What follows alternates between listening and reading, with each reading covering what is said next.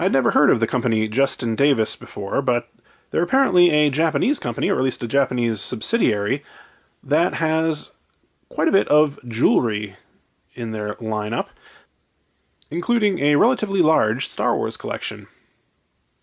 You may recall that I made a video not too long ago about Jabba the Hutt related jewelry, and in that video I talked about the company Jap Inc., J-A-P Inc., which is a Japanese company that made sterling silver rings in Star Wars designs in the late 90s, and these remind me quite a bit of those designs, although they're quite a bit higher end, at least at the very high end of their range, much more expensive than anything Jap Inc. made.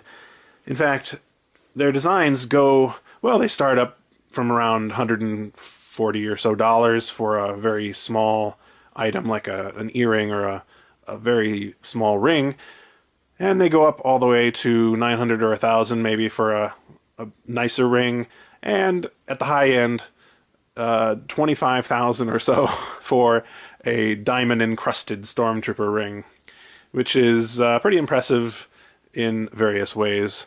Not something that I would ever buy even if I had the money, but impressive nonetheless.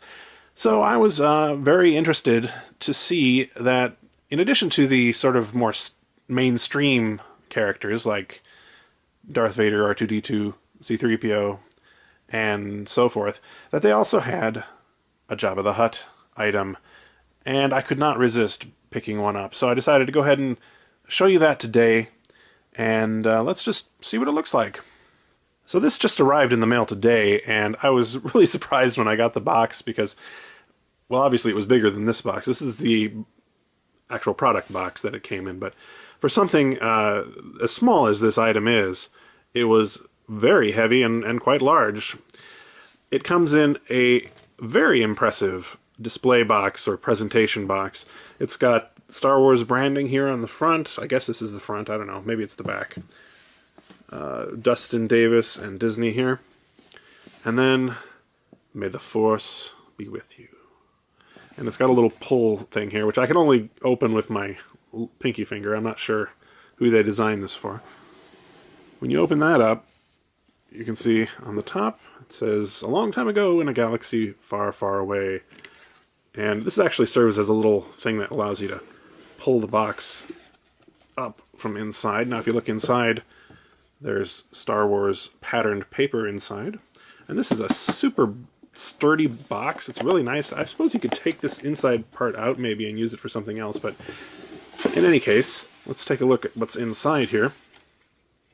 This opens up, and you can see we've got a little star pattern there, and a couple of pieces of paper. That's a little bit of a giveaway as to what it is, although if you've read the video description, it's probably not too much of a surprise. Jabba the Hutt earring. And this is just sort of a little thing. It's a certificate saying that I bought this and a little bit how to care for it, things like this. So, on to the main product itself, which comes, I mean, honestly, this box here would have been impressive enough for me. I was not expecting this kind of packaging, although Japanese companies in general do really like to, well, you could say overdo the packaging, but they do the packaging really well. It's part of the whole experience, almost a bit like opening an Apple product, I suppose. So, here we are. We open up the actual presentation box, and there it is. And I couldn't help but laugh. All of this just for this tiny little item here. Let's see if we can get in closer. I don't think we're going to be able to see this very well. There we go. That's not too bad. I'm going to go ahead and take this out and see if we can get a better look at it. This cost basically $150 or so, which is really expensive on the one hand, but at least it wasn't $25,000, right? And I think I'm actually really impressed with this. It's very high-end feeling.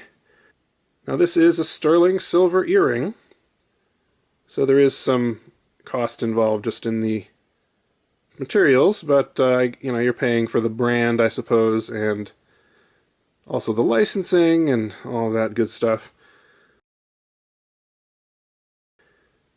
It's not something I would actually wear, although I do have a couple of piercings in one ear. I haven't used them in many years, so they're closed up at this point. But still, just as an item to have in my collection, I am very pleased with this. Uh, it's hard to describe or hard to convey on camera what this really looks like in person, because it is quite small. I mean, this is my finger, right? So I don't know if you can tell, but in person, it looks really, really detailed. I mean, it's very small, but it's shocking how much detail they got in on this small of a scale. And I like the way, so if you were to actually wear this in your ear, his tail would kind of sit beneath your earlobe, I suppose. They have an English website, actually, which I will link in the description in case anyone's interested in checking it out. And you can order, if you pay by PayPal, you can order and have them send it overseas from Japan. It's not cheap, as I mentioned, and you do have to pay shipping as well, but definitely a unique item. I'm kind of glad that they, went with the cheapest item, basically, for Jabba, because I really wouldn't have wanted to spend, say, $1,000 for a ring, or, God forbid, 25,000 for something jewel encrusted. I would not have done that, let me put it that way. But I would have felt a little bad not having it in my collection. I don't mind spending a little bit on something fancy once in a while. In any case, I thought you might be interested to see this, and that's about all for today. Thanks for watching.